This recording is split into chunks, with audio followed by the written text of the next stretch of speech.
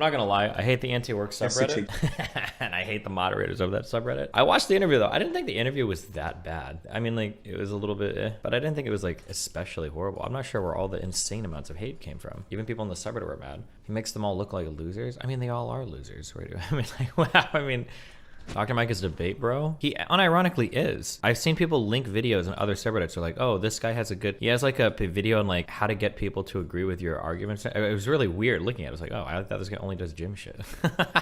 Let's say that I was able to give you an anesthetic. And there are two worlds for this anesthetic. In one, it genuinely knocks you out. It puts you to sleep and you don't feel any pain and you're chill. But let's say in the other world, you're actually still conscious, but you're not recording memories and you're in excruciating pain the entire time. But then by the time you come out of the surgery, you just don't remember it.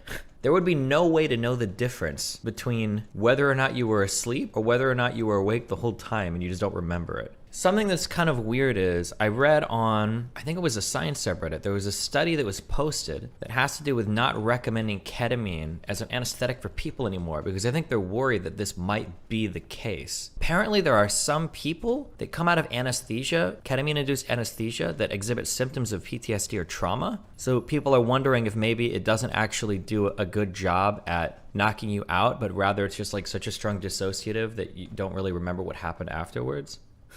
Yeah, I don't know. That's kind of interesting to me. Bro, Melina got a cell phone bill at the beginning of the month for like $300. And she was like, I think this is kind of high. And I'm like, well, what happened is you probably missed the last few. So they're like rolling it into one big one is my guess. So I think on January 3rd, we paid like a $300 T-Mobile bill. Now on January 26th, she got another bill for $499. What the fuck is happening? Do they still have like not unlimited data plans or some shit? How much data? Probably a lot because she streams. I thought that every fucking phone was like unlimited data now though. Why don't you just look at the bill? Because you can't look at the bill. When you log into this like T-Mobile pay shit, it just shows you the number. So I'm looking at it, it's pay your bill. There's no place for me to like click like show me the bill. I don't understand what the fuck this garbage interface is. You can look at itemization, where? Plans, 2 voice equals $130. Does that mean for 2 phones? That's one part of it. Then one-time charges. One charged usage equals $308. 3 other one-time charges. What does that mean? Oh my God. Oh, Melina, don't talk to your dad anymore. International calling is still a thing? Dude, I'm such a boomer. I don't know anything. I thought that shit was like free. Why do I feel like international calling was not at a charge for so long? 5 calls to Sweden, 88 minutes, $264. That seems insane. Wow. Oh my God. This is why no one uses phone anymore and instead uses WhatsApp. Does it really cost that much to route an international call? That seems so insane. I guess I just haven't used like a phone to talk to someone generally. That's like, Jesus, whatever. Wait, I was just like talking for like 2 minutes. Wait, how long was that screen up for? Wait, hello? Wait, what? Why did I push that button on my thing? Wait, how long was that? How long is my AFK? Did you hear me? Did you hear me shouting at Strophium? Perhaps I should diversify away from the collapsing American dollar. And if you are thinking this, he was handed peace in the Middle East. He was handed a fairly stable situation. Can we stop with this cringe talking point that Trump gave us peace in the Middle East because they negotiated like 2 things with countries that weren't even like majorly involved in conflict? This is so cringe. It is absolutely so fucking cringe that Republicans try to peddle that talking point. Joe Biden has had the worst first year of any president in American history. Okay, don't you think it's a little bit hyperbolic? Now, my history is not great, but I'm pretty sure that if I were to go back through history, there have probably been some presidents that have done worse in year 1. No, some from Washington to now, I'm sure there must have been at least one. There are other presidents who have had bad first years. Don't get me wrong. Herbert Hoover was hit with the Great Depression in 1929, but that was an extraneous circumstance that impacted his presidency. That was something unexpected, right? That was a circumstance that sort of fell on him. Same thing with Abraham Lincoln. Abraham Lincoln's first year, half the country seceded. That really wasn't because of Abraham Lincoln. That wasn't his fault. He was handed a really bad situation. Year 1 of the George W. Bush administration gets September 11th. Joe Biden hasn't had any of those things. Joe Biden was handed peace. Wait, what is this framing? Yeah, when Joe Biden came in, everything was going just fine. I'm sorry, but the coronavirus has been worse for the world than fucking 9/11, dog. Are you serious? How are we gonna sit here and say that everything was just going dandly, swimmingly? Wrong. No. It turns out there are 2 forms of political crazy. What? One form of political crazy is going out there and ripping on Mexican judges for no reason. And that's kind of like mildly political crazy because Mildly. Bad thing about what Trump did wasn't even necessarily that he attacked the judges for being Mexican when they weren't Mexican, they were American. The really scary thing that Benny Boy here should think is scary is when you have a president that's undermining your legal system. That should always be like a scary thing, I think. When you've got a president that's willing to say, you know, like, I'm gonna attack part of our legal system because fuck it, why not? Because they're not giving me good rulings. That should always be a little bit frightening to you. Was he always this partisan? Trump broke people's brains. There was definitely a bit of Trump derangement syndrome on the left. Like, I can agree with that, but Trump broke the right. He absolutely broke the right. For as much as you want to say Trump derangement syndrome existed on the left, like, I'll agree with you, but like the true TDS was on the right. These guys, like, I have never seen, I don't think I've ever been more disappointed in my mom than in the way that she would talk about Trump. It's just unbelievable. Just absolutely unbelievable. Jeez. And we have a massive labor shortage with more than 10 million unfilled jobs. Biden signed a wait, hold on.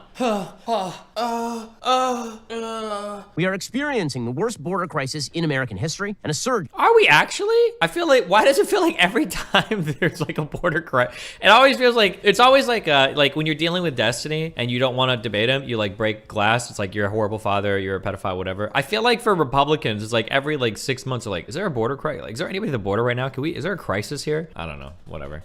The disastrous retreat from Afghanistan projected weakness on the world stage and emboldened Russia to amass troops along its border with Ukraine.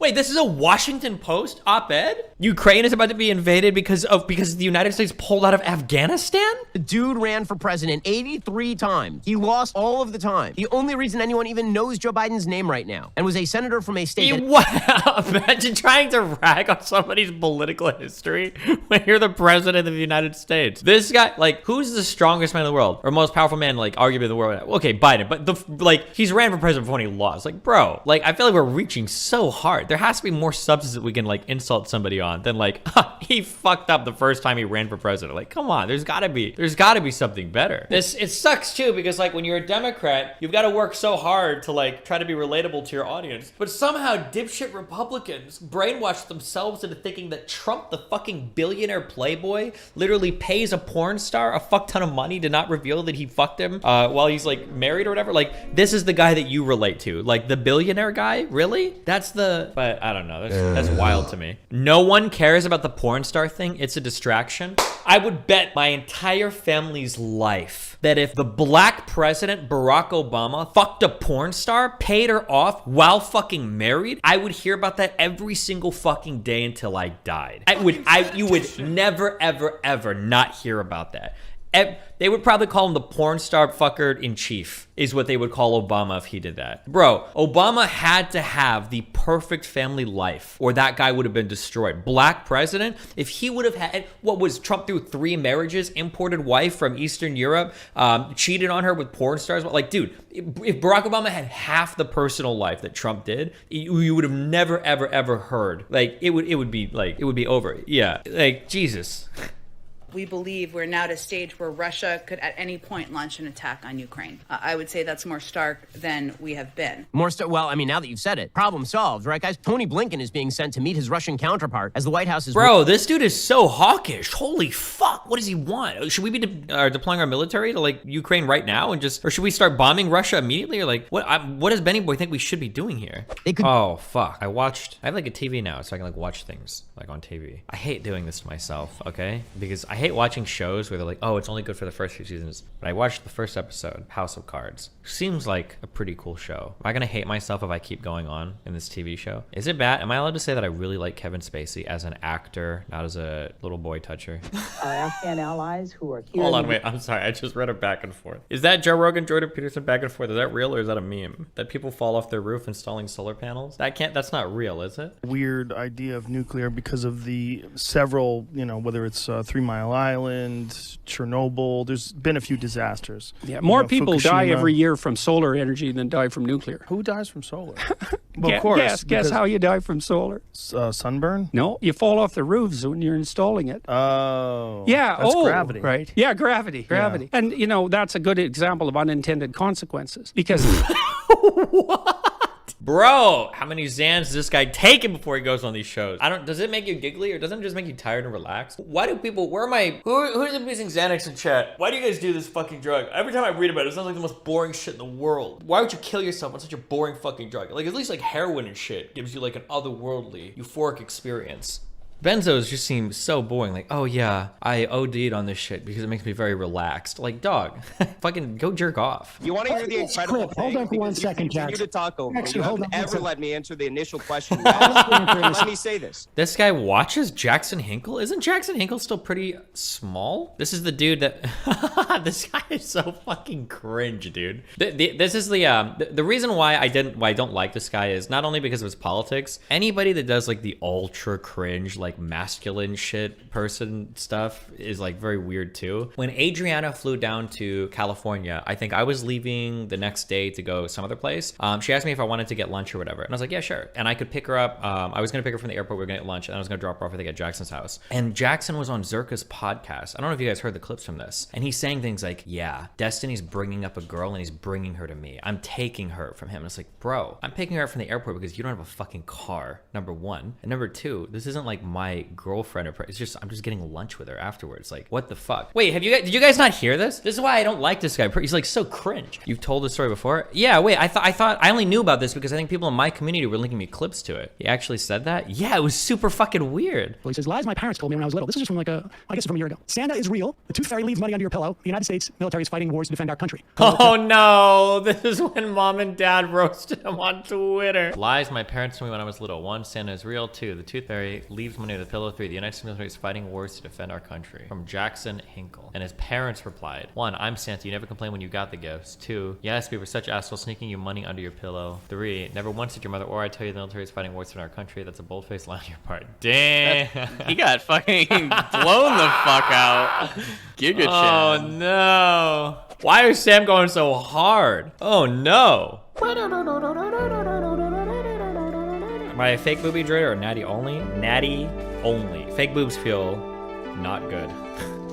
They look good though? I disagree. I think fake boobs look atrocious. But hey, listen, to each their own. Do you believe that you can tell when boobs are fake? If I can touch them, yeah, easily. If I can see somebody laying down topless and moving, maybe. But anybody that tells you that they can tell when boobs are fake with a bra on, I don't think that's possible. I know a lot about boobs, okay? And I will tell you confidently that anybody that says, oh, I can tell without a bra on, maybe in like exceptionally rare cases where they go like extremely huge on the size or something. But generally like bras are crazy.Maybe they only notice fake ones that are done poorly. If you're touching them, you'll always notice fake ones. They're not even remotely close to, they don't feel anything like normal boobs. They're just not even, I don't know.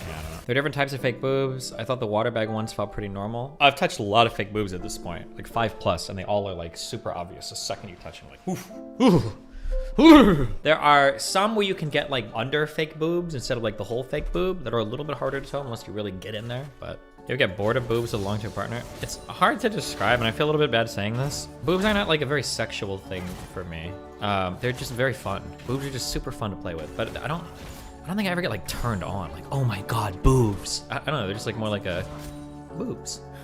They're not boobs, they're boobies. Not even the first time you're messing with them. I mean, like, they're okay, but they're just like, usually I just grab them and I smack them together. And once I've done that for a minute, I'm good. Anything, no matter how awesome, will lose its luster over time. Destiny will confirm. I will not, actually. I really like booties, and that never gets old. Any part of a girl can be sensitive and turn on if you do it right, for sure. If you're willing to pinch right up here, a girl's eyebrow open, and you lick her eyeball, ugh, drives them crazy. That's the secret sex guru technique, okay? Go try it. What is this pregame lobby? This is that cancer mid that just solo lost the game. Get me the fuck out. Wait, it's Trevor, the 12-year-old who doesn't know how to shut the fuck up, LeMayo. Wait, you guys are reacting to this way more than I am. Dow? Like Dow Jones? Leaked Blizzard new IP? Okay.